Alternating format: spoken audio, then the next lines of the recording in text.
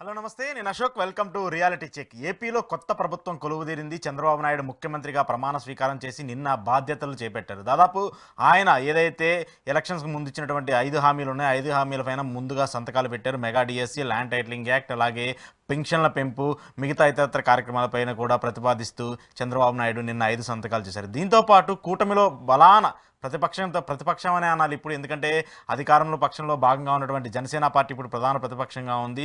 ప్రశ్నించాలన్న గొంతుక కూడా అసెంబ్లీలో జనసేన పార్టీ ఉండబోతుంది. అయితే జనసేన పార్టీ పాత్రపై ఎన్నికల్లో మనం చూసాము. ప్రభుత్వం ఏర్పాటులో జనసేన పాత్రను మనం కీలకంగా భావిస్తూ వచ్చాం. ఇప్పుడు జనసేన పార్టీ ప్రధాన పాత్ర ఎలా ఉండబోతుంది? ప్రభుత్వం ఏర్పడిన తర్వాత రాబో 5 ఏళ్లలో జనసేన ఎంత క్రియాశీలకంగా ఏపీ రాజకీయాల్లో చక్రం తిప్పబోతుంది? ప్రజలకు ఇచ్చినటువంటి హామీలు, జనసేన అధినేత పవన్ కళ్యాణ్ వారాహి యాత్రలో చూసినటువంటి ఇబ్బందుల్ని ఎంతవరకు ప్రజలకు చేకూరుస్తారనే దానిపైన కూడా ఈరోజు రియాలిటీ చెక్లో డిస్కస్ చేద్దాం. రియాలిటీ చెక్లో నాతో పాటు పార్టిసిపేట్ చేస్తున్నారు జనసేన సీనియర్ నేత గాదె వెంకటేశ్వర గారు. వెంకటేశ్వర గారు నమస్తే. నమస్తే. సో సార్, ఏంటి ఫస్ట్ చాలా చాలా హ్యాపీ మూమెంట్లో ఉన్నారు. మీ అధినేత ఎట్టకేలకు అసెంబ్లీ గేట్ కూడా తాకనివ్వనని చెప్పి సవాల్ చేసిన వాళ్ళందరూ మీ ఇంట్లో కూర్చున్నారు, ఈయనేమో అసెంబ్లీకి వెళ్తున్నారు. ఎలా అనిపిస్తుంది? అశోక్ గారు, ముందుగా మీకు వ్యూవర్స్ అందరికి కూడా నమస్కారం. జోష్ అంటే కామన్, జనరల్ గా ఉండే జోష్. ఎవరికైనా ఏదైనా ఒక మంచి జరిగినప్పుడు ఉండే ఆనందమే, కానీ మాకు అంతకు మించి మేమేదో, ఎందుకంటే ప్రజాస్వామ్యంలో ప్రజలు గెలిచారని భావిస్తున్నాం మేము.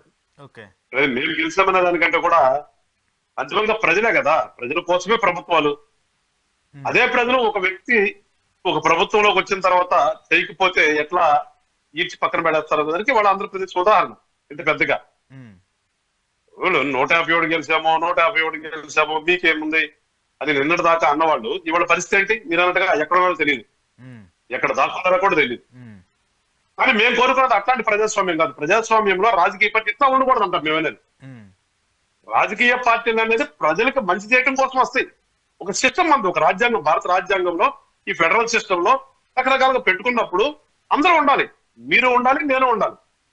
మీ పాత్ర మీరు పోషించాలి, నా పాత్ర నేను పోషించాలి. అప్పుడే ప్రజలకు మంచి. మీరు చేసేది కూడా ప్రజల కోసం కదా. అంటే జనరల్ గా ఏమనుకుంటారంటే తెలియదు, కొంచెం ఏముంది అశోక్ గారు ఏసీలో కూర్చున్నాడు, కెమెరాలు పెట్టుకుని కెమెరాలో అడుగుతారు అనుకుంటారు. అట్లా గాయంగా స్పీకర్ ఎక్కడ కూర్చుని అనుకుంటారు. కానీ మీరు కానీ మేము కానీ ఇక్కడ చేస్తున్నది ఏంటి? రాష్ట్రానికి ఏం జరగబోతుంది, ప్రజలకు ఏం కావాలి, ఇవి మనం బయట తీసుకొస్తున్నాం. జర్నలిజం ద్వారా మీరు వెంకటేశ్వర గారు మీ పార్టీకి ఇట్లా చెప్పారు కానీ చేయలేదని మీరు రేపు అడుగుతారు. అడిగినప్పుడు మేము ఏం చేస్తాం? రెక్టిఫై చేసుకుంటాం. సో అట్లా ఎవరి పాత్ర వాళ్ళు పోషిస్తేనే ప్రజాస్వామ్యం ఉంటది. ఇక్కడ ఎప్పుడు కూడా అసలు ప్రతిపక్షం ఉండకుండా పోవాలి, ప్రతిపక్షం ఉండకూడదని కోరుకోవడం అనేది తప్పు. అసలు ఖచ్చితంగా ప్రతిపక్షం ఉండాలి. ప్రతిపక్షం ఉంటేనే కదా ప్రజలకు మంచి జరగడానికి అవకాశం ఉంటుంది. అందుకని మీరు అది కోడి చేశారు కాబట్టి చెప్తున్నాను. సో ప్రతిపక్ష పాత్ర పోషించవలసినటువంటి ఆపోజిషన్ ఉన్నటువంటి పార్టీ అంత డిజాస్టర్ గా పోయిందంటే వాళ్ళు ఒకసారి ఎనలైజ్ చేసుకోవాలి. ఎట్ ద సేమ్ టైం గెలిచినటువంటి మా కూటమి కూడా మేము కూడా ఎనలైజ్ చేసుకోవాలి. మాకేదో గెలిపించేశారని కూర్చుంటుంటే కంటే కూడా నేనేం ఫీల్ అవుతానంటే, గెలిపించారని ఆనందము దోష్ కాదు. 151 సీట్లు వచ్చినటువంటి పార్టీ ఒక 5 సంవత్సరాల్లో ఇంతలోకం పెద్ద ఎత్తున ప్రపంచంలో ఎక్కడా చేయని విధంగా నేను వెల్ఫేర్ స్కీమ్స్, సంక్షేమ పథకాలు నేను పెట్టాను అని చెప్తున్నటువంటి ఈ పెద్ద మనిషి కానీ, నేను విపరీతంగా అక్రమాలకు చెల్లెమ్మలకి కులాల పరంగా ప్రతి కులానికి ఒక కార్పొరేషన్ పెట్టేశాను అని ఇంత పెద్ద ఎత్తున చెప్పుకుంటున్నటువంటి ఈ వైఎస్ఆర్ పార్టీ అనేది ఇంత డిజాస్టర్ ఎందుకు పోయింది అనేది ఒకసారి ప్రతి రాజకీయ పార్టీ కూడా ఎనలైజ్ చేసుకోవాలి, రివ్యూ చేసుకోవాలి ఖచ్చితంగా. అట్లాగే ఇప్పుడు మా కూటమి కూడా ఇంత పెద్ద ఎత్తున గెలిచామంటే మేము ఖచ్చితంగా ఫస్ట్ మేము చేయాల్సిన పని ఏంటంటే, నా భావం అయితే, అంటే మా నాయకులకు మించి నేనే పెద్ద ఆలోచన పనులు కాదు, కానీ మేము కూడా అంత పెద్ద ఎత్తున 4 సంవత్సరాల క్రితం, ఒక 5 సంవత్సరాల క్రితం మెజారిటీ ఇచ్చి ఇంత పెద్ద ఎత్తున ఇళ్ల దగ్గరికి తీసుకొచ్చే డబ్బులు పంచిపెట్టినప్పటికీ కూడా, నిజంగా వాళ్ళు చెప్తున్నారు వాలంటీర్ ద్వారా ప్రతి 50 ఏళ్ళకు ఒక వాలంటీర్ని పెట్టి మేము అన్ని ఇంటి దగ్గరికి తీసుకొచ్చాము, అసలు ఇంట్లో వాళ్ళు బయటకు రాకుండా మేము చేశాను పరిపాలన కదా. పాపం ఇవాళ జగన్మోహన్ రెడ్డి గారు బాధపడిపోతున్నాడు, నన్ను మోసం చేశారన్న మాట మాట్లాడింది. మరి ఇంత గొప్పగా చేసినా గానీ ఆయన ప్రకారం, నిజంగా మా ప్రకారం కూడా కొన్ని డబ్బులు అయితే పంచాయతీకి తీసుకెళ్ళి ఇచ్చారు కదా, చేసినప్పటికీ కూడా పక్కన కూర్చోబెట్టారంటే ప్రజలు ఎట్లా ఆలోచిస్తున్నారు, ప్రజలు ఏమేమి ఆలోచిస్తున్నారు అనేది ఖచ్చితంగా మేము ఆలోచించుకుని రేపు ప్రభుత్వం నడపాలి. ఓకే. ఇప్పుడేంటి ఈ వాలంటీర్ వ్యవస్థ సంబంధించి మీ అధినేత పవన్ కళ్యాణ్ గారు చాలా సార్లు కామెంట్ చేశారు. వాలంటీర్లు ఉమెన్ ట్రాఫికింగ్, వాలంటీర్లు చాలా ఇబ్బందికర పరిస్థితులు చేస్తున్నారు గ్రామాల్లో. ఇటు టీడీపీకి సంబంధించిన వాళ్ళు కూడా వాలంటీర్ వ్యవస్థను తీసేస్తామని చెప్పేసి చాలాసార్లు కామెంట్ చేస్తున్నారు. ఇప్పుడేంటి దాని మీద ఏమైనా చర్యలు తీసుకునే అవకాశం ఉందా? వాలంటీర్ వ్యవస్థను ఏమన్నా రద్దు చేసే పరిస్థితులు ఏమైనా ఉంటాయా, లేదంటే వాటిని కంటిన్యూ చేసే అవకాశాలు ఏమైనా ఉన్నాయా? దానికి సంబంధించి డిస్కషన్స్ ఏమైనా నడుస్తున్నాయా? ఖచ్చితంగా అది వాస్తవంగా ఏంటంటే మేము దాన్ని అందరూ తెలుసు, ప్రపంచం తెలుసు వాలంటీర్ వ్యవస్థ ఏ రకంగా ఇబ్బందులకు గురి చేస్తున్నారో, ఏ రకంగా అసాంఘిక కార్యక్రమాలు చేస్తున్నారో అది కరెక్ట్ కాదని చెప్పేసి ఎలుగెత్తాడు మా నాయకుడు. దానికి పర్యవసానంగా దాని మీద మా నాయకుడి మీద కేసులు కూడా పెట్టారు వాళ్ళు. గవర్నమెంట్ జీవోలు ఇష్యూ చేసి గవర్నమెంట్ కేసులు కూడా ఫైల్ చేసింది. సో ఇలాంటి సందర్భంలో కూటమిగా ఏర్పడిన తర్వాత మేనిఫెస్టోలోకి వచ్చేదానికి కొన్నిసార్లు మరి ఈ వాలంటీర్లు మీరు తీసేయట్లేదు, వ్యతిరేకం కాదు, మళ్ళీ వాళ్ళకి ఏదో శాలరీ బేస్డ్ చేసి పెంచి కొన్ని విధి విధానాలతో మళ్ళీ తీసుకుంటాము అని చెప్పేసి చంద్రబాబు నాయుడు గారు కానీ చెప్పడం జరిగింది. మరి దాని మీద ఏమి నిర్ణయం తీసుకుంటారు అనేది ఏమన్నా రేపు మరి ఈ కేబినెట్ చర్చ కానీ అసెంబ్లీలో రేపు స్వేరింగ్ అయిన తర్వాత కానీ ఏమన్నా ఒక పాలసీ డిసిషన్ తీసుకుంటారేమో పూర్తిగా నాకు కూడా ఐడియా లేదు దాని మీద. మేము కూడా ఎందుకంటే మా నాయకుడికి వరకు మేము కూడా కూర్చోవాలి. ఇంకా ఈ ఆఫ్టర్ దిస్ విన్నింగ్ మా నాయకుడికి సరిపోయింది. ఇవన్నీ అయిన తర్వాత ఈ స్వేరింగ్ కూడా అయిన తర్వాత నేను అనుకుంటాం మాతో కూడా జిల్లాల వారీగా మీటింగ్ పెడతానని చెప్పేసి అన్నారు. ఈ పెట్టినప్పుడు మేము కూడా కొంత మా నాయకుడితో షేర్ చేసుకుంటాం. ఆ షేర్ చేసుకున్నప్పుడు మరి దాని మీద మనం ఈ రకంగా కామెంట్లు చేస్తున్నాము, ఈ రకంగా వాళ్ళ నుంచి కూడా ఇబ్బందులు జనం కూడా ఎదుర్కొన్నారు, మరి ఇప్పుడు ఏంటి దాని మీద మరి అనేది జరుగుతుంది. చర్చ వస్తుంది. చర్చ వచ్చినప్పుడు ఏదైనా కానీ మంచిగా ప్రజలకి మంచిగా ఉపయోగపడే విధంగానే నిర్ణయాలు ఉంటాయి తప్పితే గత ప్రభుత్వం లాగా ప్రతిదీ కూడా వాళ్ళు ఎలక్షన్ మోడ్ లో చూసి ఓట్లు ఎట్లా వస్తే మనం చేస్తే అనే ఆలోచనతో అయితే ఖచ్చితంగా మా కూటమి ఆ పని చేయదని ఒక నమ్మకం నాకు ఉంది. ఖచ్చితంగా ఎందుకంటే మా పవన్ కళ్యాణ్ గారు ఒప్పుకోరు. ప్రజల స్వార్థం మా స్వార్థం అని వాళ్ళు మేము మా పార్టీని ఏ రకంగా కూటమిలో పెట్టుకుని సీట్లు తెప్పించుకుని వెళ్ళామో అవి అందరూ తెలుసు. అట్లాగే మళ్ళా కూడా రేపు కూడా పరిపాలన అనేది ప్రజల కోసం పరిపాలన చేస్తాం కానీ మళ్ళా 29లో మేము ఏంటి లేదంటే ఇంకోసారి ఏంటి అనే ఆలోచనతో కంటే కూడా మా పార్టీని డెవలప్ చేసుకుంటూనే ప్రజలకు ఏ రకంగా మంచి చేయాలి, ప్రజలకు ఏమి కోరుకుంటున్నారు అనే దాని మీదే పరిపాలన సాగిద్దని నేనైతే భావిస్తున్నాను. ఓకే. సో ఇప్పుడు ఏంటి సార్ జనసేన బలం ఎంత ఉందో అర్థమైంది ఇప్పుడు పవన్ కళ్యాణ్ గారికి కానీ మీకు కానీ? ఎందుకంటే నేను ఈ మాట ఎందుకు చెప్తున్నా అంటే 2019 ఎన్నికల్లో సార్ టీడీపీని ఓడించింది జనసేన పార్టీ దాదాపు 65 నియోజకవర్గాల్లో. ఇప్పుడు 2024లో జనసేన పార్టీ టీడీపీతో కలవడం వల్ల టీడీపీకి ఎన్ని సీట్లు వచ్చాయో మీరు చూశారు, జనసేన ఎన్ని సీట్లలో గెలిచిందో మీరు చూశారు, వైసీపీ ఎంత ఘోరంగా ఓడిపోయిందో మీరు చూశారు. అంటే జనసేన ప్రస్తావన లేకుండా ఏపీ రాజకీయాన్ని ఊహించుకునే పరిస్థితి ఈరోజు లేదు. జనసేన ప్రస్తావన లేకుండా కూటమి గెలిచే పరిస్థితి లేదు. జనసేన ప్రస్తావన లేకుండా ప్రభుత్వం ఫామ్ అయ్యే పరిస్థితి లేదు. సో ఇంత ప్రస్తావన ఉన్నటువంటి జనసేన పార్టీని ఎక్కడికక్కడ తగ్గించుకుంటూ వెళ్ళిపోతున్నారు పవన్ కళ్యాణ్ గారు. ఆయన తగ్గించుకుంటూ వెళ్ళిపోతున్నారని చెప్పేసి ఇప్పటికీ కూడా మంత్రి పదవుల దగ్గర కూడా కొంత అసంతృప్తి కేడర్లో కానీ కార్యకర్తల్లో కానీ కొంత వెలువరుస్తున్నారు. దానికి ఏం చెప్తారు మీరు? లేదండి, తగ్గించుకుంటూ వెళ్తున్నారు అనేది కరెక్ట్ కాదు. ఎందుకంటే ఏదో ఇప్పుడు ఒక సాట తగ్గినంత మాత్రాన అన్ని సాట్ల తగ్గం, అన్ని సాట్ల తగ్గలు కూడా. ఇప్పుడు సినిమా డైలాగ్ కూడా ఉంది, ఏదో చెప్తారు ఎక్కడ తగ్గాలో ఎక్కడ ఎక్కడ నెగ్గాలో కంటే కూడా ఎక్కడ తగ్గాలో తెలిసినాడు అని చెప్పేసి వచ్చింది. అది కూడా చూడలేదు కదా. మేమేమంటామంటే పవన్ కళ్యాణ్ గారు తగ్గారా అని అనుకోవడానికి లేదు, తగ్గం చెప్తున్నా కదా, వాస్తవంగా తగ్గం. అవసరం కోసం, ప్రజల అవసరం కోసం తగ్గామంటే అది. అంత మాత్రాన మా పార్టీని ఏదో డౌన్ చేసుకుంటా ఎట్లా వెళ్తామండి? రాజకీయాలు పొద్దుగా మా పార్టీని డెవలప్ చేసుకోవాలి, మేము ఖచ్చితంగా చేసుకుని తీరుతాం. రేపు జరగబోయేది కూడా అదే. ఇవాళ మీరు అన్నట్టుగా జనసేన పార్టీ బలం ఎంత ఉందో అనేది మాకు తెలిసే కంటే కూడా యావత్ రాష్ట్రానికి తెలిసింది, యావత్ రాష్ట్రంలో ఉన్న అన్ని రాజకీయ పార్టీలకు తెలిసింది. అవును, ఏదో చూసారు, ఏదో మా సీట్లు లెక్కేసుకుని 21 సీట్లు వచ్చిన దానికి ఈ పర్సెంటేజ్ వచ్చింది అన్నారు కదా, తప్పండి. ఆ పర్సెంటేజ్ నేను అది కూడా చెప్తా, 21 స్థానాల్లో మీరు పోటీ చేశారు కాబట్టి అక్కడ గ్లాస్ గా సింబల్ మీద ఉన్నటువంటి ఓట్లు మాత్రమే కౌంట్ చేశారు. మిగతా 145 నియోజకవర్గాలు 160 నియోజకవర్గాల్లో మీకు వచ్చిన ఓటు శాతం చాలా ఎక్కువ. అది అందుకనే అది తప్పది, ఆ పర్సెంటేజ్ తక్కువ, మా పర్సెంటేజ్ ఎక్కువ ఉంటుంది నేను చెప్తున్నాను. ఎందుకంటే మేము పోటీ చేసిన తక్కువ సీట్లు.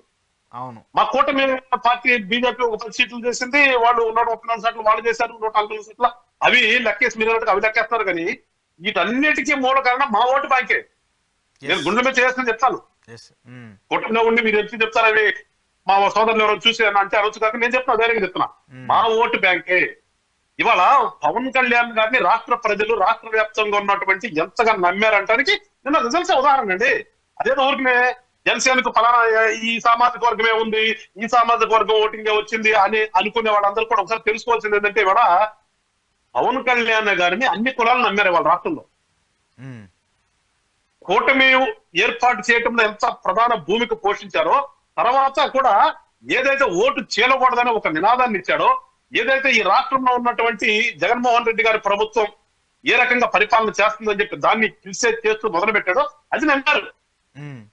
మేబీ చంద్రబాబు నాయుడు గారు సీనియర్ నాయకుడే, మేము కాదంటలేదు. బీజేపీలో ఉన్న వాళ్ళు సీనియర్ నాయకులే కాదంటలేదు మేము.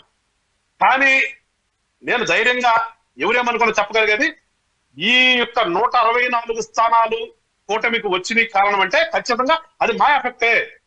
ఆ ఓటు బ్యాంకు మాదే ఎక్కువ. నేను చెప్తా, మాదే ఎక్కువ.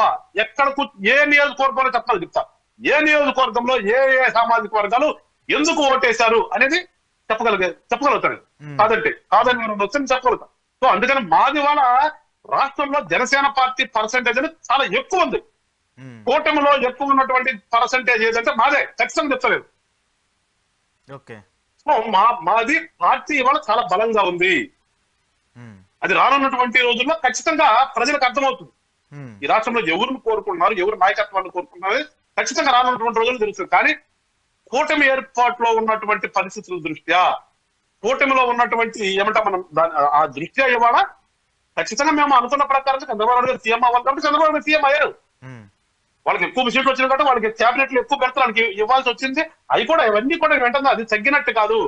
అది కూటమిని ఏర్పాటు చేసేటప్పుడు ఒక బాధ్యతగా తీసుకున్నాడు కాబట్టి పవన్ కళ్యాణ్ గారు ఆ బాధ్యతను ఇవాళ ఒప్పుకున్న అక్కడ ఇవన్నీ జరుగుతున్నాయి. అందుకని మేము తగ్గింది కూడా కదా, మళ్ళీ చెప్తున్నాం. కూటమిలో మేము అనుసరించాల్సినటువంటి మా బాధ్యత ఎంతవరకు ఉందో మా బాధ్యత మేమే ఎక్కువ బాధ్యత అనుకుంటున్నాం. నేను వాళ్ళ కూటమిలో బాధ్యత, ప్రధాన బాధ్యత జనసేన అనుకుంటున్నాను నేనైతే. What I feel Janasena feel అందుకనే పవన్ కళ్యాణ్ గారి వల్ల మనం ఏర్పాటు చేసిన కూటమి సక్రమంగా వెళ్ళాలంటే మనం ఖచ్చితంగా వాళ్ళని గౌరవించాలి అనే భావంలోనే, ఆ గౌరవంలోనే వాళ్ళకి ఎక్కువ సీట్లు వెళ్ళినా ఎక్కువ విధించినా అన్ని కూడా. ఎందుకంటే అల్టిమేట్ గా మేమేంటంటే రాష్ట్రం బాగుపడలేదు జై మాలో మా మనసులో ఉన్నది, మా పార్టీ అధ్యక్షుల మనసులో ఉన్నది ఏంటంటే రాష్ట్రం బాగుపడాలి, రాష్ట్రంలో ఉన్న ప్రజల జీవన స్థితిగతులు మారాలి అనే ఆలోచన బలంగా మాలో ఉంది. కాబట్టి మేము కోరుకుంటుంది అది. మేము రాజకీయ పార్టీ పెట్టామంటే రాజకీయ పార్టీ పెట్టి మేమేదో కడమ పార్టీలకు స్వార్థంగా వాడుకుంటాను కాదు కదా. మేము రాష్ట్రం అభివృద్ధి కోసం పెట్టిన పార్టీ. అది మా సంతకం ద్వారా అయినా ఇంకొకరి సంతకం ద్వారా అయినా మంచి జరగాలి. ఆ మంచికి ఎవరు సంతకం అయినా పర్వాలేదు, అది నా సంతకమే ఉండాలి అనే ఆలోచించలేనటువంటి వ్యక్తి పవన్ కళ్యాణ్ గారు. సోదరికి వాళ్ళ కూటమి నిలబడగలిగింది. రేపు కనుక మేము అనుకున్న ప్రకారంగా లేకపోతే ఖచ్చితంగా ఆ రోజు మీరే మళ్ళా ఎట్లా ఉంటుందో చూస్తారు. దాకా జరగదు ఖచ్చితంగా. పెద్దలు ఏంటంటే చూసాం నిన్న ఆ బాండింగ్ కూడా చూసాం. చంద్రబాబు నాయుడు గారు క్లియర్ గా చెప్తున్నారు, క్లియర్ గా చెప్పారు. ఆ బాండింగ్ చూసాం మా పార్టీ పట్ల కానీ మా పార్టీ అధ్యక్షుల పట్ల కానీ. ఆయన అంత పెద్ద వయసులో కూడా అంత పెద్ద మనిషి కూడా ఎంత బాండింగ్ గా ఉన్నారో. అందుకని ఖచ్చితంగా ఆ రకంగానే రాష్ట్రం ముందుకెళ్తుంది, మంచి జరుగుతుంది, రాష్ట్ర ప్రజలందరూ కూడా చాలా మంచి జరుగుతుందని ఒక ఆలోచిస్తున్నాం. ఖచ్చితంగా కూటమి జనం అందరితో మళ్ళా జేజేలు ఎంత పెద్ద ఎత్తున ఆ బాండింగ్ లో నాకేదో కొంచెం డిఫరెన్స్ కనిపిస్తా ఉంది. ఆ బాండింగ్ లో చిరంజీవి గారిని పవన్ కళ్యాణ్ గారిని ఇద్దరు మోదీ గారు తీసుకురావటం, అభివాదం చేయటం, ఏదో ఫ్యూచర్ లీడర్స్ ని వీళ్ళే అని బీజేపీ ఎమర్జ్ చేయటం, ఏదేమన్నా అలాంటిది ఏమన్నా ఉందా సింక్రనైజేషన్? ఇంకోటి కూడా వినిపిస్తుంది, చిరంజీవి గారికి ఏదో రాజ్యసభ ఆఫర్ చేస్తారని కూడా సంథింగ్ ఒక న్యూస్ కూడా వస్తుంది. మరి అలాంటి అవకాశాలు ఏమైనా ఉన్నాయా? ఒక ఫోటో చూడంగానే దానికి ఎవరు అర్థం వాళ్ళు పెట్టుకుని వాళ్ళ వాట్సాప్ లో పెడుతున్నారు. అదే పరంలో ఉంది. జనరల్ గా ఏంటంటే పెద్ద చిరంజీవి గారి రాష్ట్రంలో పెద్ద వ్యక్తి, అవునన్నా కాదన్నా, కొంతమందికి నచ్చినా నచ్చకపోయినా ఒక ప్రభుత్వం ప్రమాణ స్వీకారం చేస్తూ ప్రభుత్వం తరఫున ఒక ముఖ్య అతిథిగా పిలిచారంటే ఆయన స్టాండర్డ్ ఆయన స్టేటస్ అంటే అర్థమవుతుంది కదండి మనకి. అవును. ఇప్పుడు అంత ప్రభుత్వమే కదా పిలిచింది. మేము జనసేన పార్టీ తరఫున లేదంటే మా నాయకుడు యొక్క అన్నయ్య రాలేదు. ఆయన ఆంధ్రప్రదేశ్ గవర్నమెంట్ ఆయన్ని ముఖ్య అతిథిగా ఆహ్వానించింది. ఆయన ఆహ్వానించి కూర్చోబెట్టారు స్టేజ్ మీద. సో అలాంటి సందర్భంలో పవన్ కళ్యాణ్ గారు కూడా ఇట్లా అంటే చూశారు, తెలుసు. చెప్పినట్టున్నారు. చెప్పిన దాని మీద అంత పెద్ద వ్యక్తి ప్రధానమంత్రి గారు అక్కడ చూడండి, ఆయన పిలిచే కంటే కూడా నేనే వెళ్తానంటే వీళ్ళ దగ్గర ఉన్నటువంటి మనస్తత్వం చూడండి, మనుషుల మనస్తత్వం అట్లా ఉంటది. సో పవన్ కళ్యాణ్ గారిని తీసుకుని ఆయన దగ్గరికి వెళ్ళి ఇద్దరు అన్నదమ్ములు ఉన్నారు కాబట్టి జనరల్ గా 2 చేతులు పైకి లేపారు. దానికి మేమైతే మీరన్నట్టుగా రకరకాల అర్థాలు అయితే మేము తీసుకోవట్లేదు. అంటే రకరకాల అర్థాలంటే దీన్ని ప్రజలు ఎలా కంపేర్ చేస్తున్నారు అంటే జనరల్ ఒక ఆడియన్స్ అభిమానులు మీలాంటి కార్యకర్తలు నాలాంటి వాళ్ళు చూస్తున్నప్పుడు ఏమైపోతుందంటే జగన్మోహన్ రెడ్డి లాంటి వ్యక్తి దగ్గర పవన్ కళ్యాణ్ చిరంజీవి గారు చేసినటువంటి బిహేవియర్ ని కంపేర్ చేస్తూ దాన్ని ఈ రోజు కాంపిటీషన్ గా చేసుకుంటున్నారు, దీన్ని కంపేర్ చేసుకుంటూ ఉన్నారు. లేదండి, నేనేమంటానంటే కంపారిజన్ కూడా ఎట్లా ఉండాలంటే అండి, ఇద్దరు సమాన వ్యక్తుల మీద జరిగినప్పుడే కంపారిజన్ జరగాలి. అక్కడ ఇక్కడ జగన్మోహన్ రెడ్డి అనే వ్యక్తి ఈజ్ నథింగ్. ఆయన ప్రస్థానం అందరూ తెలుసు, ఆయన ప్రస్థానం ఏంటి దేశం అందరూ తెలుసు. నేను ఎప్పుడు పదే చెప్తా, వైఎస్ఆర్ పార్టీలో ఉన్న వాళ్ళు ఎవరు కూడా రాజకీయ నాయకులు కాదని నేను అందుకే మాట్లాడేది. రాజకీయ నాయకుడు వేరంటే రాజకీయ నాయకులు ఉంటే ఆలోచన విధానం వేరు, వాళ్ళ ప్రవర్తన వేరుగా ఉంటది. ఇవాళ 4 సూట్ కేసులు పట్టుకొచ్చి ఏదో కొనేసుకుని వచ్చినంత మాత్రం రాజకీయ నాయకుడు కాదు. నేను చెప్తానండి, డిబేట్ ఫ్యాక్టరీ చెప్తున్నా. సో అలాంటి ఎవరైనా బాధపడితే పడచ్చు అక్కడ నేను చెప్తాను, మళ్ళా చెప్తున్నా. రాజకీయం అనేది మనిషి యొక్క మనస్తత్వం తెలుస్తుంది మనకి. అంతేగాని ఇవాళ డబ్బులుండి 4 సూట్ కేసులు పట్టుకొచ్చేసి ఏదో సీటు కొనేసేసుకుని వచ్చినంత మాత్రం రాజకీయ నాయకులు కాలేరు. అలాంటి పార్టీ వైఎస్ఆర్ పార్టీ. అందుకని ఆయనకి ఏదో అనుకోకుండా కలిసి వచ్చినటువంటి సీట్ అది. సీట్లో కూర్చోగానే ఆయన ప్రవర్తన ఎందుకు పోద్ది? అందుకని కదా మన పెద్దలు పెట్టిన సామెతలు, తునకాన్ని తీసుకొచ్చి కూర్చోబెట్టినా కానీ సొనకం బుద్ధి ఉంటుందని చెప్పి సామెతలు ఊరుకునే రాలేదండి. ఇది కూడా ఏ ఒక్క సామెత కూడా పెద్దల నుంచి వచ్చిన సామెత, ఏ సామెత కూడా అసందర్భంగా వాళ్ళు మాట్లాడిన సామెతలు కాదు. అవన్నీ కూడా అనుభవపూర్వకంగా వచ్చినటువంటి సామెతలు. ఆ సామెత చూసాం. అందుకని మేమేదో ఆయన ఏదో చేశాడు కాబట్టి దానికి ఇవాళ ఇక్కడ జరిగింది కాబట్టి, అసలు ఆయన చేసేదంటే చిరంజీవి గారు అనే వ్యక్తిని, మనం చెప్తున్నాం, చిరంజీవి అనే వ్యక్తిని ఈ రాష్ట్రంలో అది ఎవడో ఒకడు ఏదో ఆయన్ని కొంచెం అవమానపరిచాడంటే దానికి పట్టించుకోవడానికి లేదండి. ఇన్ని కోట్ల మందిలో ఇవాళ పుట్టిన పిల్లలకు కూడా చిరంజీవి అంటే తెలియకుండా ఉండే వ్యక్తి లేరు. అలాంటి కాలువాడు ఆయన. ఆయన ఒకడు కించపరిచేది అంటే అసలు ఒకడు కించపరిస్తే ఇంకోటి గౌరవించేదంటే ఏం లే. ఆయనకి ఎప్పుడూ కూడా మనిషే గౌరవం అండి. అసలు చిరంజీవి గారు అనే వ్యక్తే గౌరవం. ఆయనకి అగౌరవం ఎక్కడ ఉండదానికి. మనం చెప్తున్నాడు, ఆయనకి ఎక్కడా కూడా అగౌరవం ఉండదానికి. ఆయన ఆ మనిషే నిలువెత్త గౌరవం అంచే ఆయనకి. అంతే, ఇంకా దానికి రెండో వరం లేదంటే దాన్ని చెప్పాల్సిన అవసరం కూడా లేదు. వాళ్ళ బ్రదర్ కూడా ఉన్నారు. పవన్ కళ్యాణ్ గారు ఆయన కలుస్తానని చెప్పినట్టున్నారు. దానికి ఆయనే ఒక నిజంగా ట్రూ పొలిటీషియన్ కాబట్టి, రాజకీయం అంటే తెలుసు కాబట్టి మోడీ గారు జనరల్ గా మనం ఒక అతిథి మన ఇంటికి వచ్చినప్పుడు మనం ముందుకు తీసుకొస్తామండి. అంతేగాని మన ఇంట్లో కాలు మీద కాలేజ్ కూర్చొని ఆయన వస్తుంటే జనరల్ లోపలికి వచ్చినా కానీ మనం లేచి కూర్చుంటాం, లేచి ఆహ్వానిస్తాం. సో ఇప్పుడు ఇంకొక ప్రధాన అంశం ఏంటంటే ఏపీలో దాడులకు సంబంధించి చాలా జరుగుతూ ఉన్నాయి వెంకటేశ్వరరావు గారు. టీడీపీకి సంబంధించి కార్యకర్తలు కొంతమంది, అంటే జనసేన నుంచి ఎక్కడా ప్రస్తావన కనిపించట్లేదు కానీ టీడీపీ వాళ్ళు ఎక్కువగా దాడులు చేస్తున్నారు. పవన్ కళ్యాణ్ గారిని దాన్ని స్పందించారు కూడా ఆయన, అలాంటి దాడులు చేయకండి, మనం పగ తీర్చుకోవడానికి కక్ష తీర్చుకోవడానికి మనం గెలిచింది కాదని చెప్పేసి చెప్తున్నారు. సో ఇలాంటి వాటిని వైసీపీకి ఏదన్నా మద్దతుగా నిలబడి పవన్ కళ్యాణ్ గారు స్టేట్మెంట్ ఇచ్చారు, కానీ టీడీపీ వల్ల అవన్నీ కంటిన్యూ అవుతున్నాయి. ఇలాంటి వాటిని ఏమన్నా పవన్ కళ్యాణ్ గారు ఖండించే ప్రస్తావన ఉంటుందా? దాని మీద ఏమైనా యాక్షన్స్ తీసుకునే పరిస్థితి ఉంటుందా? ఖచ్చితంగా వెరీ నెక్స్ట్ డేనే పవన్ కళ్యాణ్ గారు మీరన్నట్టుగా చెప్పారు. ఇది దాడి ప్రతి దాడి లేదంటే కక్షలు కార్పణ్య టైం కాదు. ఇది మాకు ఒక అవకాశం ఇచ్చారు, ఒక బాధ్యత ఇచ్చారు, మేము చేయాల్సిన పనులు చాలా ఉన్నాయి, మేము అదే చేస్తామని చెప్పారు క్లియర్ గా. ఇప్పుడు కూడా చెప్తున్నారు, తెలుగుదేశం వాళ్ళు కూడా కొన్ని సార్లు ఆ భావోద్వేగం ఉంటదండి. ఇది కొన్ని సార్లు ఉంటుంది, తప్పదు. ఎందుకంటే అప్పుడు దాకా వాళ్ళు పడినటువంటి ఆ హింస, ఆ మనోవేదన, ఆ మానసిక వేదన అన్ని కూడా ఒక్కసారిగా ఏమైందంటే, ఏదో మనం అంటే ఒక పంజరంలో ఒక బలని పెట్టి ఆ పంజరం తీయగానే అది ఎంత స్వేప్ గా పైకి ఎగిరిద్ది. ఆ పైకి ఎగరదని మనం ఆపలేం కదా, వదిలిపెట్టేదా పైకి ఎగరటానికి. అలాగే వాళ్ళు కూడా ఏమైందంటే ఎంతగా హింస పడ్డారో తెలుసండి. మేము ఊర్లో తిరిగి మాకు తెలుసు ఏ రకంగా గత ప్రభుత్వం ఎన్ని రకాలుగా ఇబ్బందులు పెట్టిందో జనాన్ని, ఏ రకంగా వాళ్ళని నిజంగా పొద్దున్నే లెగుస్తామా లేదు సాయంత్రానికి ఇంటికి వెళ్ళగలుగుతామా అన్నటువంటి భయంలో కూడా చాలా ఊర్లో ప్రజలు జీవనం సాగించారు ఈ 5 సంవత్సరాలు. అలాంటి సార్లు కొన్ని సార్లు తప్పదండి. ఇప్పుడు మాలాంటి నాయకులు మేము అడ్డుపడినా కానీ కొన్ని సార్లు అనుకోకుండా కొన్ని ఇన్సిడెంట్ జరుగుతాయి. ఆ ఇన్సిడెంట్ తీసుకొచ్చే వాళ్ళ ఈయన జగన్మోహన్ రెడ్డి గారు ఏదో సత్యసంధుడినట్టుగా గతంలో అసలు ఏమి ఎరగనలాగా పోలీసులు లేదా పాపం ప్రజల కోసమే పెట్టినట్టుగా మాట్లాడటం అనేది సిగ్గుసేట్ అది చాలా సిగ్గుసేట్ అది ఒకసారి గుర్తు పెట్టుకోవాలి. అంటే నేను ఏ రకంగా పాపాలు చేశాను, ఈ పాపాల పర్యవసానం ఇది అని ఆయన తెలుసుకోవాలి తప్పితే మమ్మల్ని ఏదో గబక్కనేదో బురదల్లేసి అసలు ప్రజాస్వామ్యం ఉందా, పోలీసులు అందరూ వాళ్ళు చెప్పిన మాట్లాడుతున్నారు. అది నిన్నటిదాకా నీ కదా చేసింది. పోలీసులు ప్రజల పక్కన ఎక్కడ నిలబెట్టించావు? ప్రజల కోసం ఎక్కడ పోలీసులు ఉన్నారు? నీ కోసం కదా. నీ చుట్టూ కాపలా కట్టింది సరిపోయింది, నీ నాయకులను కాపలా కట్టింది సరిపోయింది. నీ నాయకులు ఇవ్వడం వెళ్ళి ఒక దాదాపు సార్ మీరు కేసు పెట్టాను కానీ వెంటనే గబగబా రిజిస్టర్ చేసేసి నన్ను తీసుకొని కూర్చోబెట్టే పనులు అది చేసింది. నువ్వు చేసి వాళ్ళు వచ్చి అది మేము చేస్తామని భయపడుతున్నాం. కానీ చెప్తున్నాను, వైఎస్ఆర్ పార్టీ వాళ్ళందరూ కూడా అభయం ఇస్తున్నాం జనసేన పార్టీ నుంచి. ఖచ్చితంగా మీరు కూడా ఎంత రాష్ట్రంలో పౌరులే, మీరు కూడా ఎంత రాష్ట్రంలో పౌరులే, మీరు కూడా మాకు ఉన్నటువంటి 5 కోట్లలో మీరు కూడా మాకు సమానమే. మిమ్మల్ని అందరినీ కూడా జనసేన పార్టీ రక్షిస్తుంది. మీరు ఎక్కడ కూడా భయపడద్దు. మీరేదో అపోహలు పోయి అనవసరంగా మాటలు తోలొద్దు. ఈ భావావేశం 4-5 రోజులు ఉంటుంది. ఈ 4-5 రోజుల్లో సరిచేస్తాం ఖచ్చితంగా. ఈ 4-5 రోజులు భావావేశం ఉంటాయి అక్కడక్కడ. ఆ ఉన్న వాటిని కూడా మేము క్లియర్ గా మా నాయకుడు పిలిపించాడు. ఎక్కడా కూడా అలాంటి చేయొద్దని చెప్పాం, దాడులు చేయొద్దని చెప్పాం. మీరు హ్యాపీగా అందరూ రాష్ట్రంలో బతకండి, ఎక్కడ పారిపోవాల్సిన అవసరం లే. ఎందుకంటే మీ నుంచి భయపడ్డారు జనం. మళ్ళా వైఎస్ఆర్ పార్టీ అనే పార్టీ గెలుస్తాం ఈ రాష్ట్రంలో. గెలిస్తే ఈ రాష్ట్రం నుంచి 2-3 కోట్ల మంది అండి ఉన్నటువంటి 4.5 కోట్లలో 2-3 కోట్లు బయటకు వెళ్ళిపోయేవాళ్ళు. 2-3 కోట్లు వెళ్ళిపోయి ఆంధ్ర రాష్ట్ర జనాభా కోట్లలోకి వచ్చేది. అట్లా వాళ్ళు చేశారు, అట్లా ఆ రకంగా భయపడ్డారు జనం. అందుకని ఇవాళ వాళ్ళు అనుకుంటున్నారు.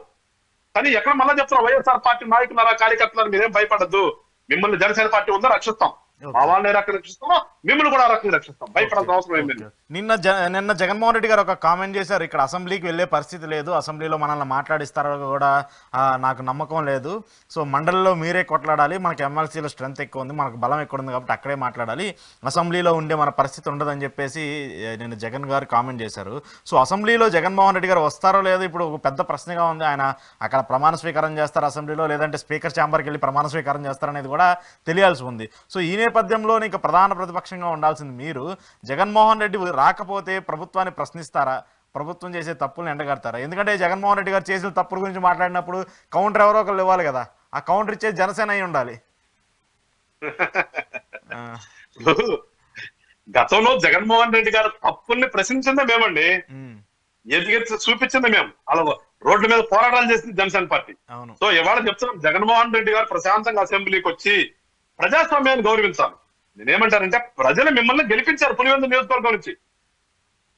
ఖచ్చితంగా మీరు వాళ్ళు మిమ్మల్ని గెలిపించినందుకు మీరు ప్రజాస్వామ్యంగా ప్రజాస్వామ్యం గౌరవం గురించి అసెంబ్లీకి రావాలి, మీరు అసెంబ్లీలో ప్రమాణ స్వీకారం చేయాలి, మాట్లాడగలగాలి మీరు అక్కడ కూర్చొని.